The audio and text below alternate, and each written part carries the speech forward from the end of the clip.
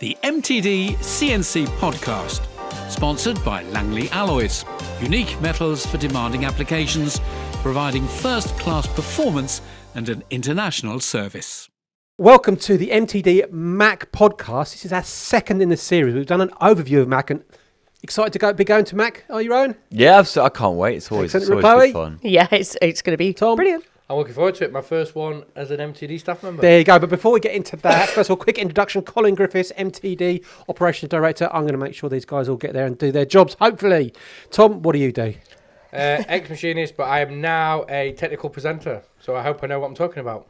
So do we. That's why you got the job. Chloe? I'm an ex-applications engineer, but now I'm a project manager for MTD CNC and also a presenter. Love finding out the stories all across the UK and Europe.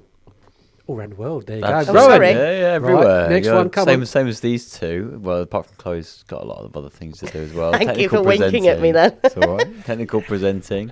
Really good fun. Yeah, love being here at MTD, but we've all got lots of experience in engineering previously, running CNC machines, training. You were doing lots of training, so yeah. Guys, I think you're underselling yourselves a little bit, but skilled engineers maybe overselling Yes. that bit, but great presenters. And a great example was we had someone clobber you the other day, Chloe, said, how do you remember all the stuff about... I know, rude. They said, how do you remember this? You read off a script. And I was like, no, I was an applications engineer. I used to go out and train 5-axis application. So on-site operator, programmer. He was like, no way. And I was like...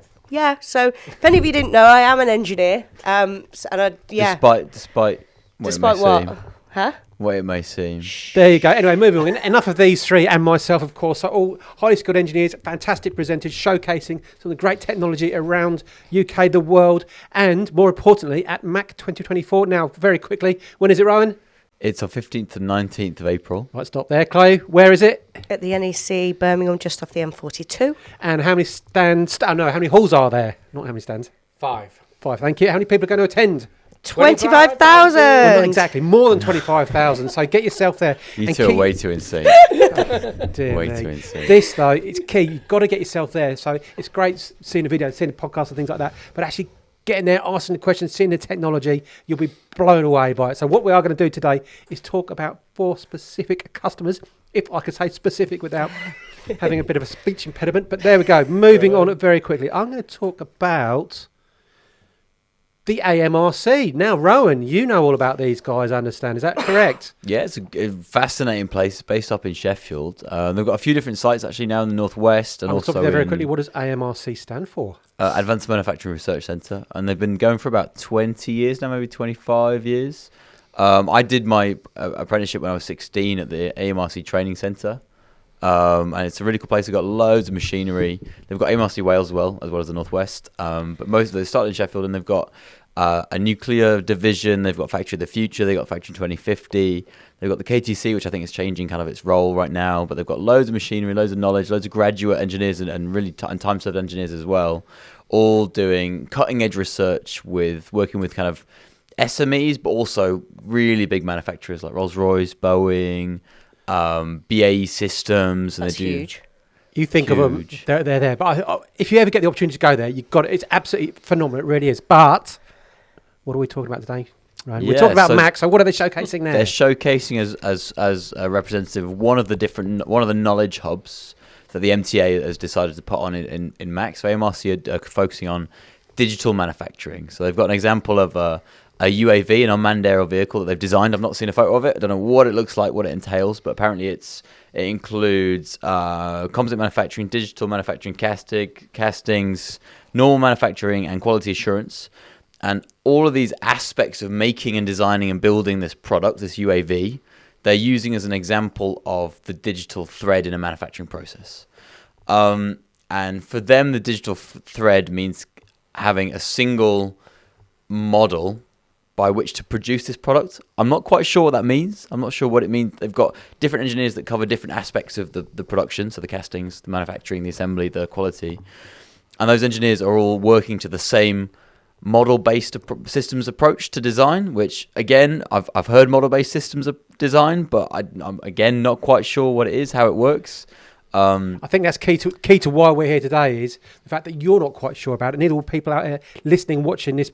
this podcast, we're doing it as a video as well. But listen to this, you need to get there, see it, to understand it, and be actually blown away by that technology and how they're working. Yeah, so I think it would apply to people who are interested in, who are designing products, building products, and doing a little bit more than just the manufacturing of something. They're doing manufacturing assembly maybe, or design for manufacture as well as manufacture, and they want to try and integrate those sometimes quite separate processes, because you'll have like a design team that work in a CAD system, like a fully fledged CAD system, design system.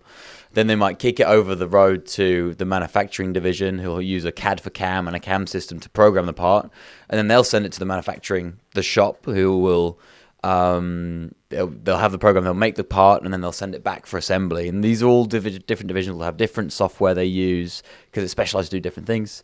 And if the manufacturers see that there's actually maybe design optimizations that could be made, they'd have to kind of send it back to 3 different divisions to finally get that design changed. So I think the idea is, if everybody works to the same model, I don't know exactly what that model looks like, how it works. Get yourself there. But does this tie in with, designer might have this fantastic idea, but then it actually goes to a machine shop, like, we can't really make it like that. Yeah. There's issues. So that will potentially streamline that side of things? Potentially. I mean, I think it's about different people who are interested in and specializing in different aspects of a product, trying to work together in a better way through a digital product, a digital approach. So we'll see what AMRC have got to show. Excellent. So that's a very brief overview of AMRC. So you need to get yourself there. Stand number. Yep. So the AMRC are at Hall 6, stand 160. There you go. You had to remember. So I'll test them all before we start the podcast. Make sure they know the stands. In fact, we've got a stand, haven't we? MTD. What is our stand number? Because I actually got it wrong earlier. I do apologise to anybody who's listening previously. Hall 19. Is it 549? 549. Oh, Yeah, hello. come Thank check you us very out much. as So well. essentially, get yourself to AMRC, but get yourself to the MTD stand. We're doing podcasts at the end of the day to talk about all the technology you've seen. So get yourself there. And also, we've got something awesome on our stand, but we're not thank telling you. you. I will be Sorry. there. Oh, not Well, me. no, not you. There's something quite cool on our stand, which people really need to come and have a look at. Okay. And it's not the magazine, because we haven't mentioned the magazine yet. We've got the latest magazine on the desk here. It's not the Mac. We've got a Mac special edition. So we've got to keep our friend Carl Creamer happy and mention that magazine. But moving on very swiftly. Let's not forget Reese. Well, he writes it, but yeah, that's fair enough, absolutely. So give Reese Williams a little mention. Those in the industry will know him, absolutely. Next, we have, big drum roll. Thank you very much. Look at that, no expense paid whatsoever. We're going to talk to Tom. Now, you're going to talk turning, a bit about Citizen. Yeah. So, Citizen have got a very big stand this year, and they will be showcasing a wide range of machines, a wide range of technologies. But I'm not telling you all about it, because you need to go and see it. So there is 3 items I want to talk about. The first one being LFV. Colin, what is LFV? I know this. What is it? Oh, you're putting me under pressure. It is a low frequency of vibration. Thank you very much. So that is Citizen's flagship swarf management system. So obviously, with a lot of sliding heads, it's a lot of lights out running or running for weeks and weeks at a time. Swarf build-up can cause real problems with tool life, surface finish. Well, don't say all the benefits, because or even just stopping the machine. So they have got this technology, which I'm not going to talk too much about, because you need to go and ask the experts. I've seen it in action, and it is brilliant, where they can cut the chips, so it just keeps everything clear. It keeps everything clear. Your tool life is better. we're not going to give it all away. Come on, But- we've got to get people to the stand. Yeah, well, What's the stand number? the stand number is Hall 20 361. And what machines are going to be? What let- are well, we he's going got to more see? What's happening? What's happening? We're just going to talk about How many 2 machines have they machines. got on there, though? How can you... I know you can can't count, remember. sorry, but how many machines have they got on the By stand? the looks of it, more than 6. Okay. But so- they've not said exactly how Okay. many. That's okay. So But just clarifying, LFV, then low frequency vibration, basically birds nesting is a Gets thing rid of the of it. past. yes. So process. Also, it stops the need for high pressure coolant. Well, we don't want to give it all away, but that's no more It's birds to see nesting. it, Moving yeah. on. Okay, It's so something LFV, you need to see if sliding heads is your a thing of beauty. Well, if that's your Tickle. go-to machine Yep. for your work, then is something you really need to see. Well, I'm going to pull you up on that because it's not just on the sliding heads; it's on their fixed head machines as well. It's all yes, you are right. So that's right. a relative. I mean, the LFE's been going for 6 years, but it's been new on the fixed head ones. And Well, I think it's the last 12, 18 months. 6 years this year. There you go. So Right. LFE Now- sliding heads, get yourself there. 2 machines. Yes. So the first one I want to talk about is a 12-axis Miano ABX 64 THY. You had to read that, didn't No, you? I didn't. I only read the first bit. I guess got it. Fixed head model with twin opposed C-axis spindles and 3 turrets. But this one's slightly different to the 3 turret machines I've seen before, because the ones I've seen before is normally 1 turret at the top, 2 turrets at the bottom. This one isn't. It's 2 turrets at the top, 1 turret at the bottom. Can you guess the reason why? The name should help you out here. I've got absolutely no idea. Right, well, it is the biggest sized bar fed they do. So 60, you can go up to a 64 mil bar. I thought you meant in terms of the spindles, the I turret. told you Sorry, it was no, in the the 64. name. Yeah, 64. You're not going to get a bigger bar than that on a fixed head machine. Are No. you? So obviously that should open doors to more industries, to more work. And again, what we said before is where if you go to Mac with something in mind, you really need to look at these sorts of machines because they might open doors you never knew were there. Now, this is all. It's also on box guideways for maximum rigidity, and the live tooling is high torque. So essentially, the live tooling on that machine is equivalent to a small VMC. So there's nothing you can't machine on it. Now, So I you've don't got want to tell you too much. 3 turrets. I don't know how many. 24 tools per turret. I'm assuming. Yes. Yeah, I'm that's for the assuming half that. index. So you can double, maybe treble up Yep. on that. Then you can do your simultaneous machining. Yep. Your superimposed machining. Yep. Now superimposed machining. I'm gonna put you on the spot. So simultaneous machining is you can machine the front turret and the subspindle at the same time. Yep. Superimposed machining is you can use both turrets on one spindle. I think I'm going to correct you. I think that's simultaneous because your superimposed is where you could use. You 2 know what you turrets on can one. do? Ask the guys when you get There to you go. Mac. Let's clear that up. Absolutely, yeah. But I think we've. I'm not a sliding head expert, so ask the experts. That's what you Now, that's your fixed head, Tom, as well, though. so- exactly. So you sorted it. Now, the next machine I want to talk about is the Syncom L1210 or X, depending how you want to read it. Now, obviously, different industries require different machine requirements. So you can go and buy a machine that is sort of like an all-round machine. You might have to knife and fork your way through one job, but then you can get through another one and vice versa. Well, Citizen have actually made a industry-specific machine for dental implants, and so for dental implants, which Smile. obviously, yeah, there you go. Obviously, That's for the guys who are watching on the video, not on the audio. it's quite a niche. It's quite a niche market. So to build a specific machine is different, and if that's your area of expertise, then you really need to go and look at that machine as well. But great range of sliders, and people Yeah. think, oh, sliding heads, you've got to be doing 1,000, 10,000, but you can do much smaller batch runs. One quick thing, programming. It sounds like you get sliders with 12 axis, you fix head with your superimposed. Well, I tell you what, I'm not programming it longhand. Okay, so what would you use? I would use their own software, which is called I should know. Alcott Wizard, there you go. How's Alcott that? Wizard. Brilliant. So yeah, you might look at a 12-axis machine and think, oh my god, that's daunting. I can't run it. I don't want to program it. I don't know what to do. They actually have the system to make it simple. So yeah, if you're looking for a new machine, definitely go and check this out. And the main thing is to go to Mac and look at him. Absolutely. Again, key to it, get yourself there, watch these machines in action. Which stand? Well, they're in Hall 20, stand 361. Okay, a great summary of Citizen there, but get yourself to their stand. Now, next, we have Sodic. Now, Rowan, I understand you know a little bit about Sodic, but I think there's stuff that you weren't actually aware of that they're going to be showcasing at the show. So first of all, what stand are they on? Tell us more about them, please. Yeah, so get yourself over to Hall 20, stand 350, if you want to see the Sodic stand. And what's interesting is I've never seen them. I've never seen any of the injection molding machines that they do before. So they've got a new one. It's a 30-ton machine that is made for. It's a small machine for kind of precision medical parts and any precision clean room parts that you need to be made in plastic, high volumes.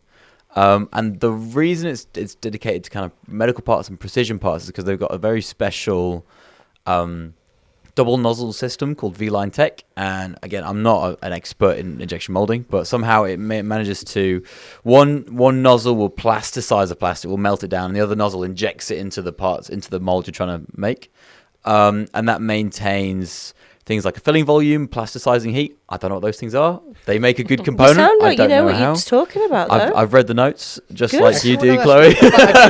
Again, key to it is you're giving us a quick overview of Sodic. First of all, you weren't aware they did plastic injection molding. So that'll be an interesting thing. Yeah, If get you're yourself- into injection molding, and maybe you've got you've never quite looked at Sodic as a brand for injection molding, then check those out. If you're making small medical parts, really, really good stuff. But that's a machine you say for small medical parts. I'm thinking that's pretty intricate, but it's a lot of other applications as well. Any precision plastic components that the molds are 30-ton molds. Okay, but Um, it's not just about plastic injection molding, is it? As we know, Sodic, tell us more. Yeah, so they're showing really the whole range of machinery they've started to do now. Obviously, they're kind of well known for wire EDM and die sinking EDM and hole drilling EDM machines, which they do have 2 wire cut EDMs, 2 die sinking machines, which are all Mac Premieres. So they've got 6 in total Mac Premieres. But they're showing so the wire cut and the die sinks as standard, but also the machining center. So Sodic kind of, I don't know how recent it's been, maybe 5 years they've been in machine tools, so VMCs. And they're using the same servo drive technology, the same linear technology they use in the EDM machinery and the injection molding machinery in the machine tools. So they're now linear drive technology in machine tools means you've got really, really fast axes, you've got really accurate axes, you've got less wear because there's no ball screws. These are just, I don't know how to explain. It's a linear motor that drives those linear axes. So it's a really interesting machine. The machine is it's called the UX450, but it's a gantry type, so it's symmetrical, meaning you've got really good accuracies. It'd be a really interesting one to see, and I don't know if they're showing off a demo, but I know that I'm looking at the specs on it. It's like minimum 40,000 RPM on the spindle, HSK 32. So it's going to be a super fast machine, super accurate machine. Again, if you're into medical devices, you make medical plastic components.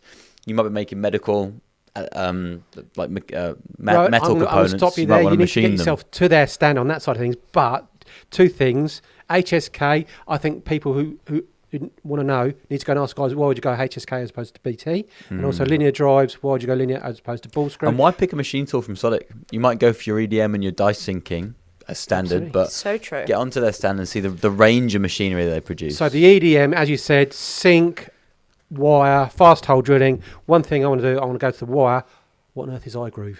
iGroove is their special technology. It's about spinning the wire while you're doing a finishing cut, a skim cut. There's many benefits to it, but you've got to Don't go give them all away. talk to the sales guys. And the nice thing about seeing a machine tool in the flesh is you can get a feel for, obviously it's got covers around, but you can get a feel for how nice the machine has been, how well the machine has been built underneath all of that. So you can talk to the sales guys, even have a look in the electrical cabinet, have a little peek in through the covers, see what the covers look like.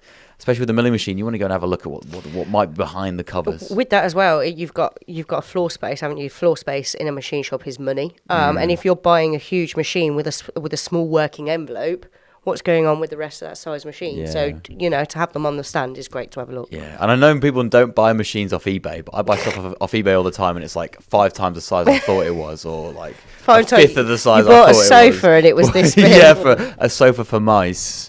I didn't read the There you go. description. So and I know it takes time out of your day to go into the Sodic showroom, for example. Go to Mac, you can see all the machine tools in the flesh, in person. Don't do what I do and buy the wrong sized one. There you go. Rowan, the king of returns there. I think. So I think key to what we're saying here is great new technologies. Oh, I If I could forgot say one that- thing about Sodic. I'm allowed to talk about it. You've got one Is that more thing okay? because we're in They've time. got a really interesting live demo. So they're showing some automated die sinking. So they've got an Aroa pallet system, which we love pallet systems, Yeah. don't we? And they're doing some actually in-process measurements as well with the Zeiss Duramax and some probing live. So I think the Duramax is scanning the component, and the probing, I think, is probing the part on the machine as well. So Well, you think? Let's go and find out. some- By interesting integrated automation for Get die yourself sinking. to the stand. And did we mention the stand number? Mention it again. It's 20, hall 20, stand 350. There you go, Go guys. over there. Thank you very much. So, quick overview. Didn't give too much away because you need, again, what you need to do. Go to Matt. There you go. Sorry. It's as simple as that. Solid, we've learned about AMRC, Citizen, we've learned a little bit about. Get yourselves to the stands, find out more.